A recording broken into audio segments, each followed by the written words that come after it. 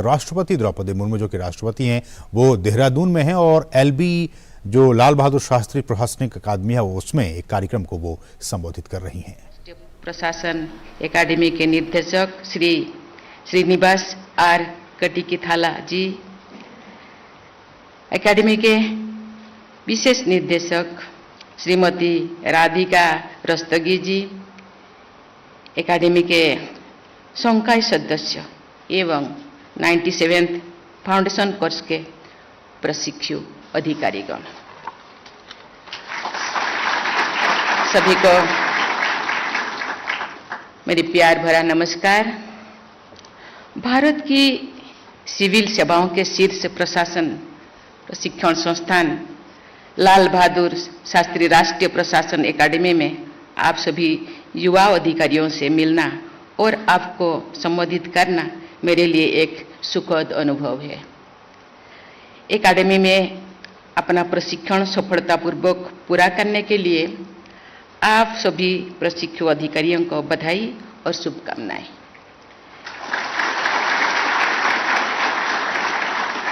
मैं यहाँ प्रशिक्षण के लिए रॉयल भूटान सिविल सर्विसेज के अधिकारियों को भी हार्दिक बधाई देती हूँ।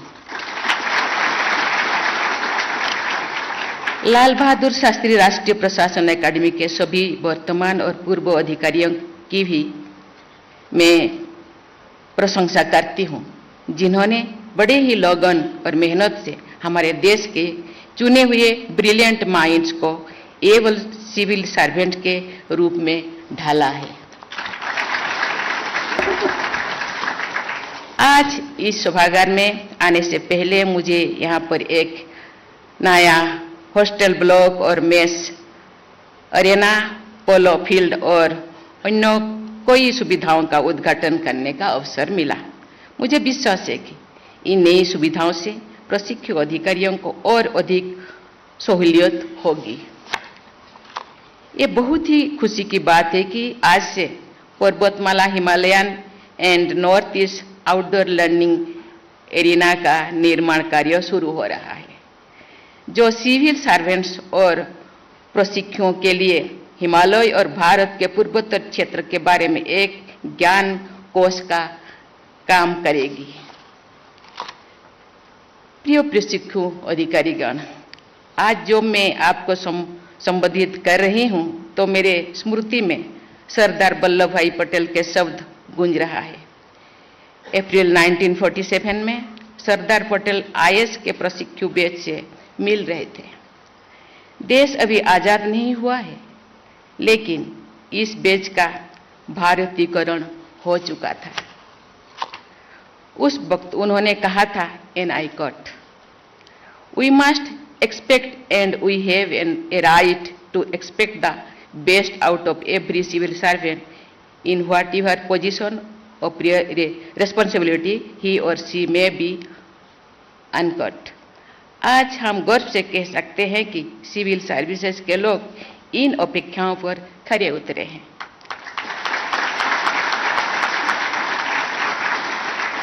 आप लोग मेधावी भी हैं और मेहनती भी। आप सब किसी भी आकर्षण को करियर में जा सकते थे, पर अपने सिविल सर्विसेज के माध्यम से देश सेवा का आप लोग मार्ग चुना। आप देश के भिन्न भिन्न प्रांतों से आए हैं। आज आपसे मिलकर मुझे भारत की विविधता में एकता का प्रत्यक्ष अनुभव हो रहा है। आपके फाउंडेशन कोर्स का मूल मंत्र है, मैं नहीं हम। मुझे पूरा विश्वास है कि आप सामूहिक भावना से देश को आगे बढ़ाने की जिम्मेदारी निभाएंगे। आप में से कई अधिकारी आने वाले 10-15 वर्ष तक देश के एक बड़े भाग का प्रशासन चलाएंगे, आम जनता से जुड़े रहेंगे।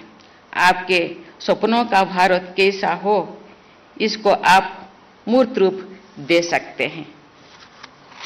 विभिन्न सर्विस के आप सभी 455 प्रशिक्षु अधिकारियों ने इस एकेडमी का मोटो दिखा ही होगा, शीलं परम भूषणम, अर्थात character is the highest virtue.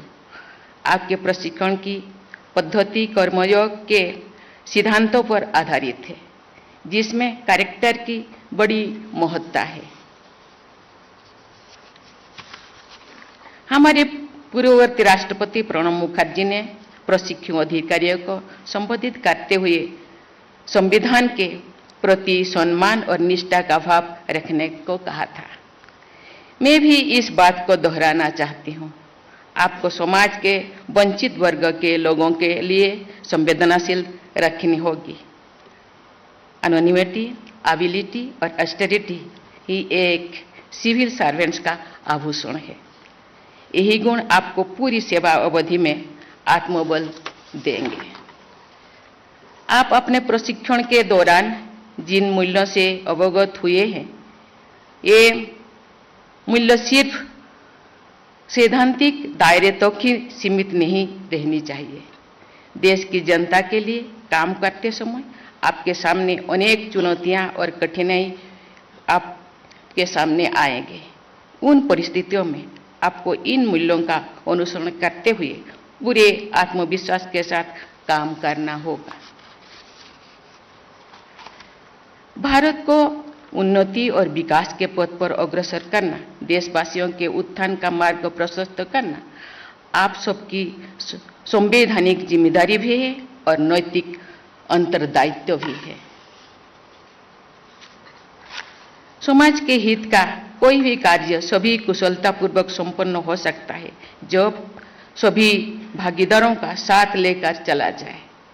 समाज के सभी वर्गों और समुदायों की भागीदारी से किया गया कार्य प्रत्येक दृष्टिकोण से उत्कृष्ट होता है।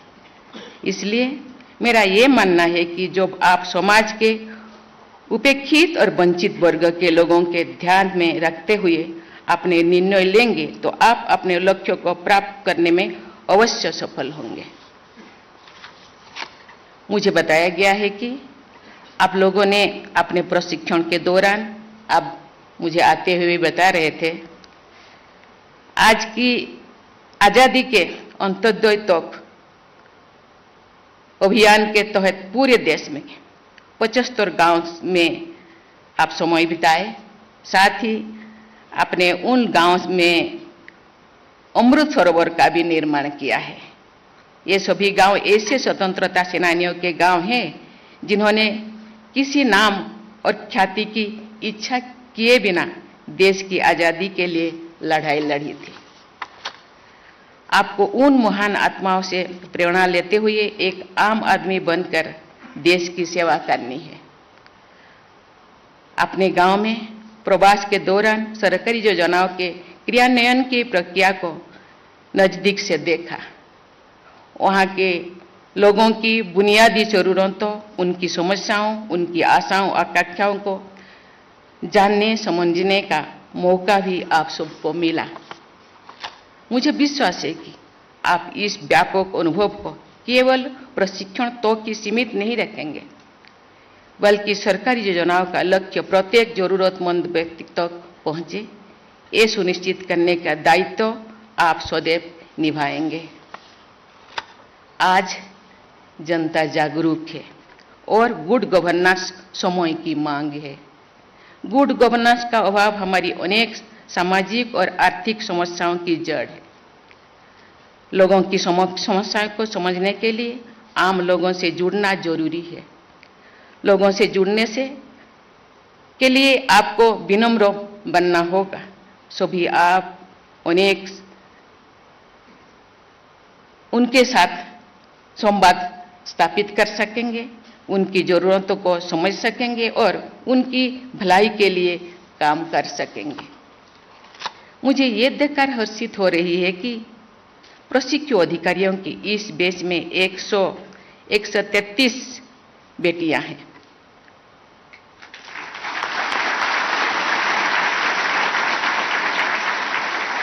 हमारे देश के सर्वांगीण विकास के लिए महिलाओं और पुरुषों दोनों का योगदान महत्वपूर्ण है। इसलिए मैं आप सबसे, विशेषकर बेटियों से अपील करूंगी कि आप अपनी सेवा के दौरान जहां भी रहें, लड़कियों को आगे बढ़ने के लिए प्रोत्साहित करते रहें।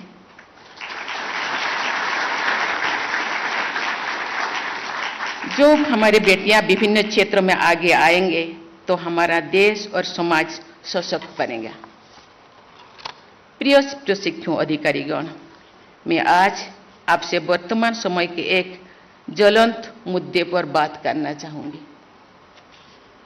आप सब जानते हैं कि पूरी दुनिया ग्लोबल वार्मिंग और क्लाइमेट चेंज की समस्याओं से जूझ रही है। इस समस्या के समाधान के लिए तत्काल प्रभावी कदम उठाने की जरूरत है।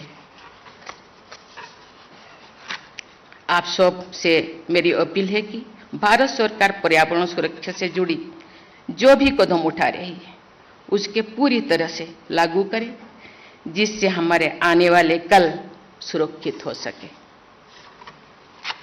मुझे विश्वास है कि जहां प्रशिक्षण के दौरान आप लोगों ने एकेडमिक गीत की भावनाओं को पूरी तरह से आत्मसात कर लिया होगा और ये गीत आपके लिए निरंतर प्रेरणा का शर्त बना रहेगा।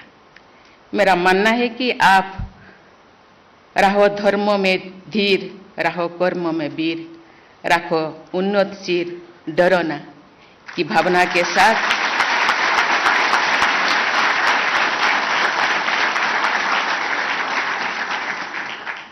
के साथ मौसूरी बालों कर्मयोगी के रूप में देश को प्रगति के पथ पर आगे ले जाने के लिए पूरी तरह से तैयार और समर्थ है। आपकी इस यात्रा में मेरी शुभकामनाएं आप सभी के साथ है। प्रिय प्रशिक्षु अधिकारीगण, आप आजादी के अमृत काल में सिविल सर्विसेज में प्रवेश कर रहे हैं। अगले 25 वर्षों में आप लोग देश के सर्वांगीण विकास के लिए नीति निर्माण और उसे लागू करने के महत्वपूर्ण भूमिका निभाएंगे।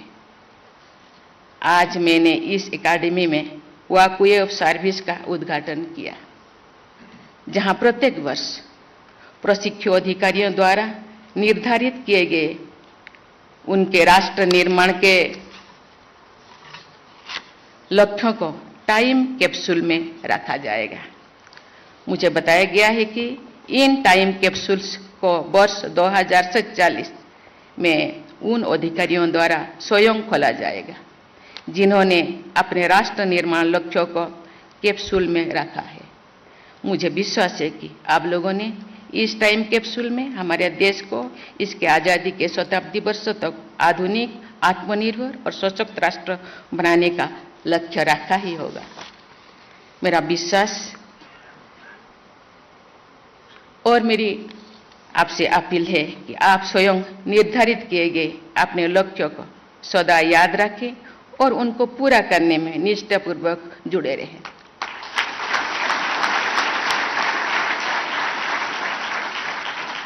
ताकि जब आप वर्ष 247 में टाइम कैप्सूल को खोले, 2047 में टाइम कैप्सूल खोले, तो आपको अपने लक्ष्यों को पूरा करने का गर्व हो और संतुष्ट भी।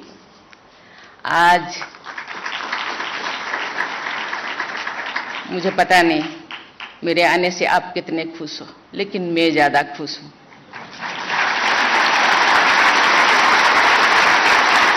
क्योंकि मैं यहाँ आने से ज़्यादा प्रभावित हूँ, ज़्यादा संतुष्ट हूँ, ज़्यादा खुश हूँ। मसूरी के नाम हम सुने थे, कभी आए नहीं थे, क्योंकि यहाँ देश के बनाने वाला इंजीनियरिंग को यहाँ प्रशिक्षण दिया जाता है। मैं इंजीनियर आपको इसीलिए कहती हूँ, आप चीफ इंजीनियर भी है, एग्जीक्यूटिव इंजीनियर भी है, क्योंकि आप देश को बनाते हैं, सशक्त करते हैं।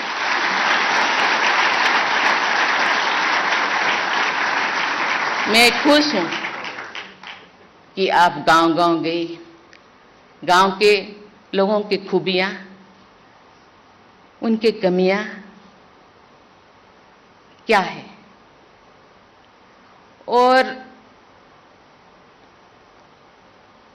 उनके अंदर जो भावना है उनके साथ आप बातचीत किए, आप महसूस किए गांव के परिवेश, गांव के पर्यावरण, गांव के लोग कितने मासूम, देश के प्रति, समाज के प्रति कितने समर्पित आपने अनुभव किए। मुझे लगता है ये जो अनुभूति आगे जाकर आप जो देश के कोई चीफ सेक्रेटरी बनेंगे, कोई क्या ऑफिसर बनेंगे, देश को आगे लेने के लिए बहुत सारे स्कीमें बनाएंगे, बहुत सारे प्रोजेक्ट्स बनाएंगे, मुझे लगता है वो काम में आएगा। आज मैं खुश हूं कि केवल आपको एक किताब के अंदर सीमित नहीं किया गया। मैं डायरेक्टर महोदय को धन्यवाद देना चाहती हूं कि भारत के धरोहर केवल मानव विकास में नहीं है, मानव विकास से जुड़ी बहुत सारी चीजें हैं, पहाड़, पर्वत, पेड़े, पौधे, पशु पक्षी, खेल कूद, नाच, संगीत, कितने चीजें हैं, संस्कृति, परंपरा, ये सब चीजें हम देश को बनाएंगे। तो ये सब चीजों के प्रति हम ध्यान नहीं देंगे तो देश का ये विकास अधूरा रह जाएगा। इसीलिए इसके प्रति ध्यान देने के लिए स्वास्थ्य, क्योंकि आप ही स्वस्थ नहीं होंगे तो देश को कैसे स्वस्थ बनाएंगे। इसीलिए आपको फिटनेस का, योग का भी प्रशिक्षण दिया गया है। आपको जो बहुत सारे मंत्र सिखा गया है उसी को मुझे लगता है जीवन का ये मूल मंत्र बनाएंगे और अपने जीवन में, अपने कार्य क्षेत्रों में उसका आपका ध्येय होगा। मुझे लगता है इसी तरह के प्रशिक्षण दिया जाएगा तो देश का भविष्य, जो भारत के प्रधानमंत्री जो सपने देखते हैं 2047 में ये एक महान देश, महान राष्ट्र, ये सबसे ऊपर राष्ट्र, सबसे बड़ा राष्ट्र बने, मुझे लगता है जरूर बने। इसी के साथ ही आप लोगों को बहुत बहुत धन्यवाद देना चाहती हूँ। धन्यवाद। जय हिंद, जय भारत। धन्यवाद माननीय। तो अभी आप ये सीधी तस्वीर देख रहे थे मसूरी से, जहां राष्ट्रपति द्रौपदी मुर्मू लाल बहादुर शास्त्री राष्ट्रीय प्रशासनिक अकादमी में कॉमन फाउंडेशन कोर्स के समापन समारोह को संबोधित कर रही थी।